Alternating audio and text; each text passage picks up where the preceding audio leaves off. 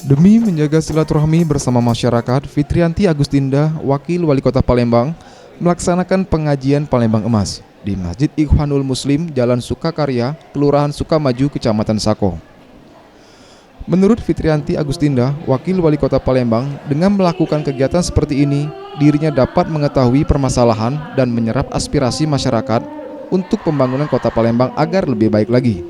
Ditambah dengan kesadaran masyarakat yang telah menyadari pentingnya menjaga lingkungan dengan cara gotong royong setiap minggunya dan tidak membuang sampah sembarangan.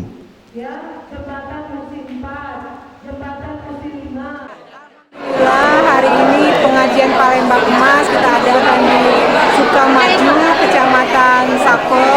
Antusias warganya luar biasa dan momen seperti ini memang selalu kita nanti-nantikan karena momen seperti ini saya bisa bertemu langsung dengan ibu-ibu, warga masyarakat, menyampaikan aspirasinya dan juga bisa menyampaikan berbagai informasi. Mudah-mudahan dengan pengajian Palembang Emas seperti ini akan mempererat tali silaturahmi yang ada, ya, memperlancar komunikasi sehingga apa-apa yang diinginkan disampaikan oleh warga itu bisa terrealisasi. Dalam kegiatan ini juga dirinya memberikan bantuan dana pembangunan masjid dan seperangkat alat rebana. Tim Liputan Sriwijaya TV.